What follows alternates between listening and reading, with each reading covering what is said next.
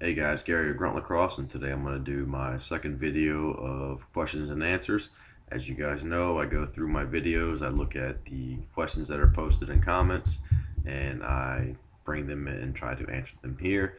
I also take questions that I get through emails, questions that I get through Facebook messages, and a lot of times on the emails and Facebook messages, I do answer back, and I try to answer their question. Just figured I would help, and I would share it with you guys. So let's get on with the first question. First question is, how come all the heads I dye are Maryland dyes? That's not true, and I will show you right here.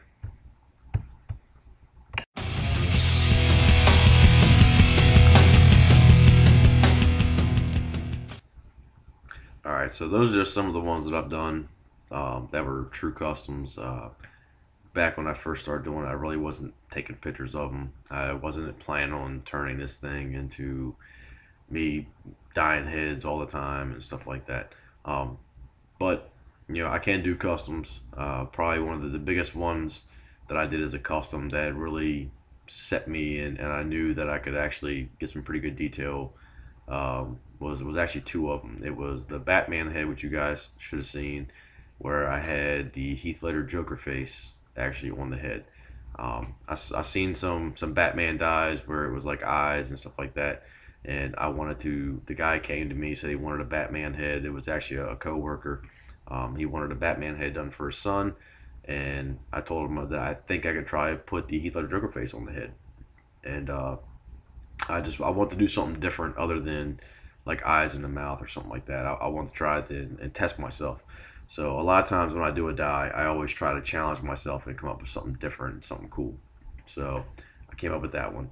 Another one was the Punisher head or Punisher theme head that I did. That was actually one that I just did just as like a trial run to see what I could do, and I ended up putting the 1911s, which is actually the gun that the Punisher uses. I put those down on the inner sidewalls. There was one on each side of the head. So I ended up cutting that out and put that on there, and it turned out nice. I liked it. So I can do customs. Just gotta tell me what you want, and I can do it.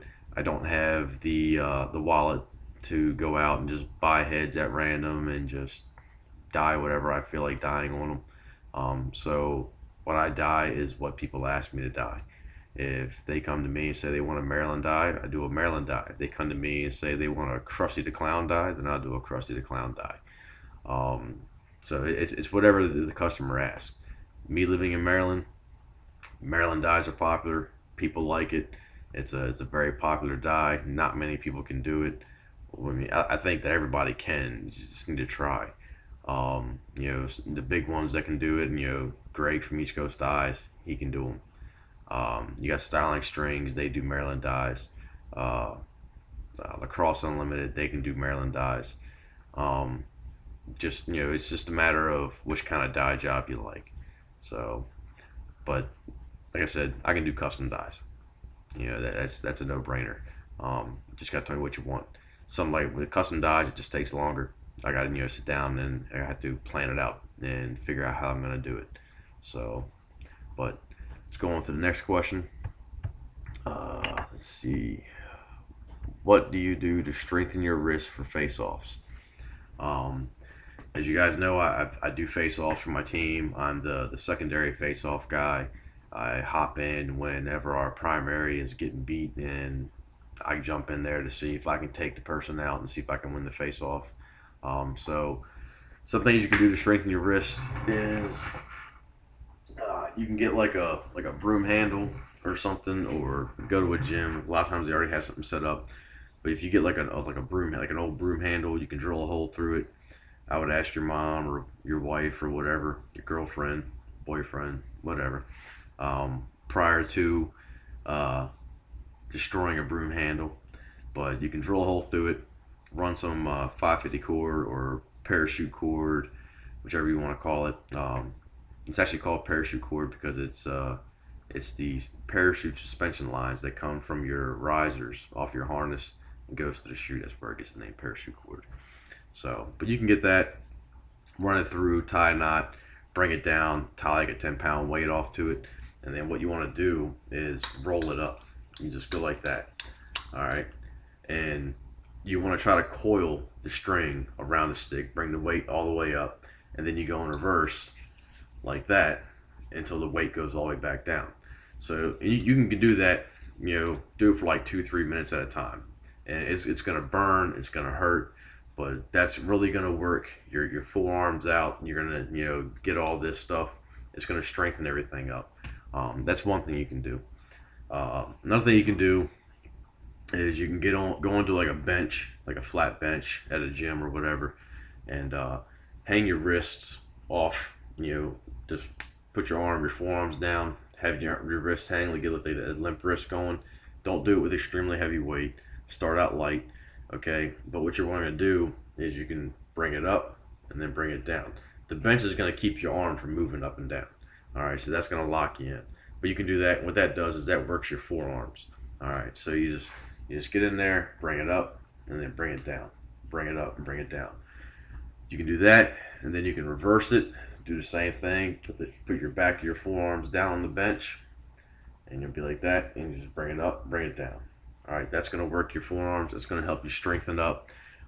You do that enough with a certain amount of weight. When you go to try and get your clamp, it's going to be a lot faster. So hopefully that one helps.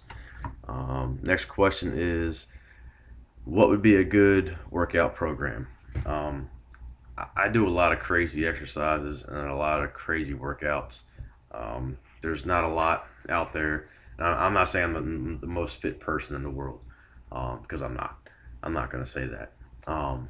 But my workout consists of CrossFit, plyometrics, weight training, and running.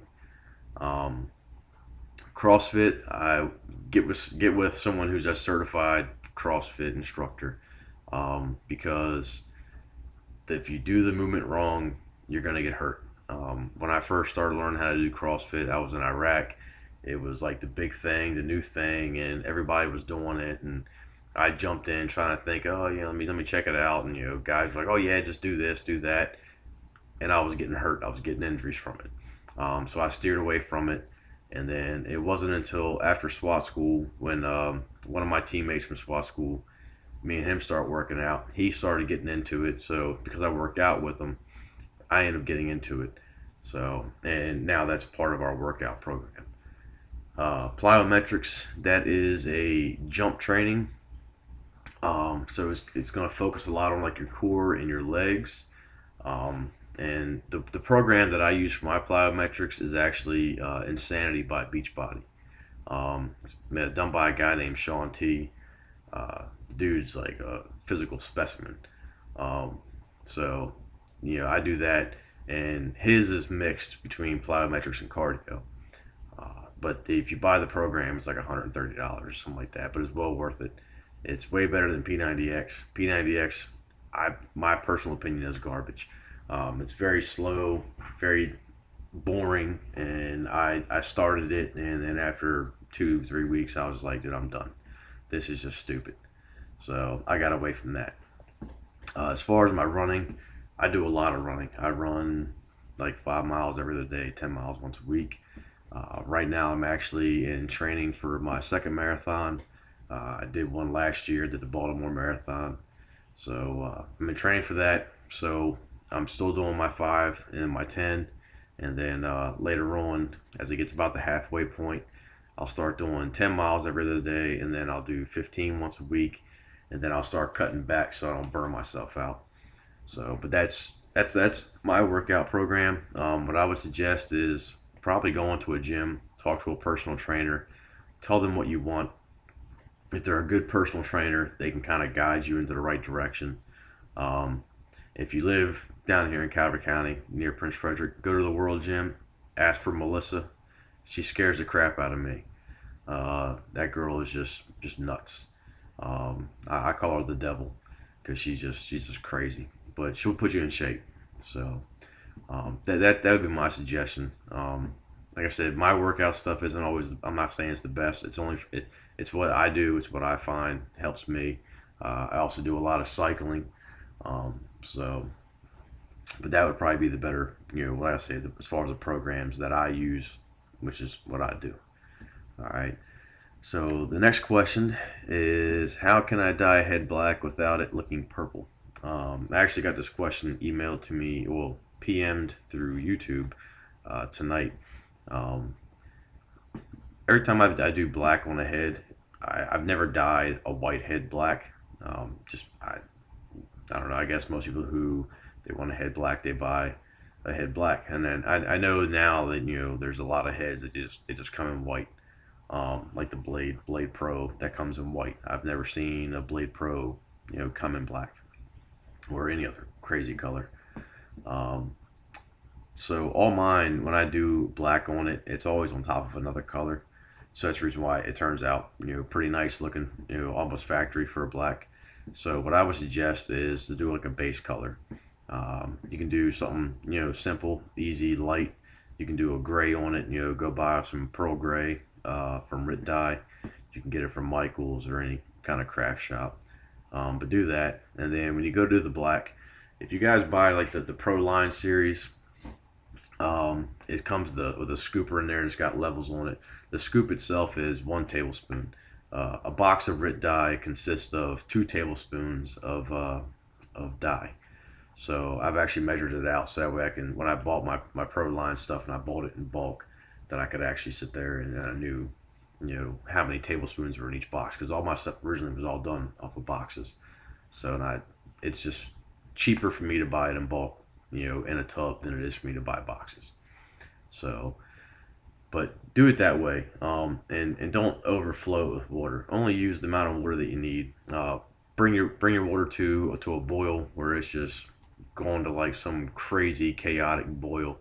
Always put a little extra water when you go to boil it, because the steam, of course, is going to evaporate and you're going to end up losing some water. So if you're not dyeing your water in a pot like I do, and you do it in a pan, then only pour the amount of water that you're going to need for the head. You want it to come just above the head, but you don't want to put too much, otherwise it's going to dilute the dye color itself.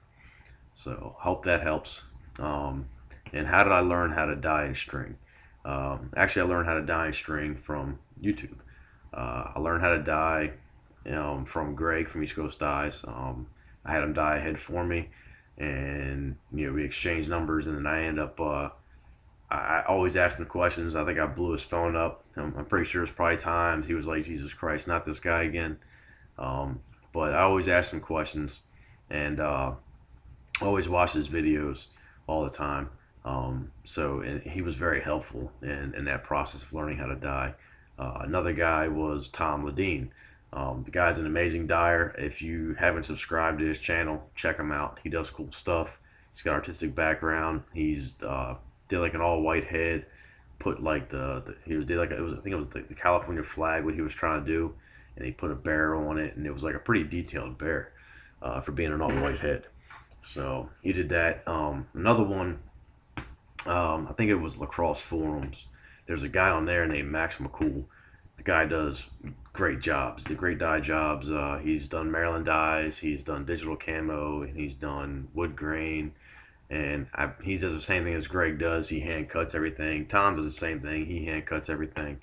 But on there, Max McCool actually gives you like a full, kind of like a recipe book on how he does everything and how he does that dye job. So that was how I learned how to dye. And as far as stringing, I learned how to dye watching East Coast dye videos, watching Weston from Colorado videos. That's how I learned how to do traditional. Traditional came a lot easier to me, just because of my military background. Well, in the infantry, we're always tying knots. Everything has to have a knot. You got to tie all your gear down. Your unit will have specified what kind of knot you're going to use, and the books that we get always like has a diagram, so you got to learn how to follow the knot and everything like that. So it got to a point where I could actually just it was natural to me that I could look at a picture of a head and I could tell how the knot went, and so it came a lot easier for me. Mesh was actually a lot harder for me to learn, even though it seems to be a lot more simpler. It was like pattern designs on how do double ups here, a single, and stuff like that. And at first I just couldn't comprehend it, and then Greg he went into like an all-out string tutorial spree and was just like going through how to do knots and everything else. And then I figured it out, and I would buy heads and I would sit there and practice stringing them on those. Same with my dye jobs. I was buying cheap heads on eBay for like $5, $6 there, and I would practice those. I would dye it up, and then I would just work on that. So that's pretty much how I learned how to dye and how I learned how to string. And then I've always experimented and just try to push the limits and see if I can do more. So, but hopefully that answered your guys' questions. If you haven't subscribed, subscribe. Make sure you like the video, comment down below. Make sure you like my Facebook page, Grunt Lacrosse on Facebook. And I do have it set up on Twitter. Still haven't figured that out. I don't understand why there's like some big craze for it. It just seems like a giant worldwide text message to me. I'm not trying to talk to the whole world, even though I have learned that people in 17 different countries have actually watched my videos. So that's kind of cool. Even ones in Ireland, so I like that. So that's it. So I hope you guys have a good one, and that's it.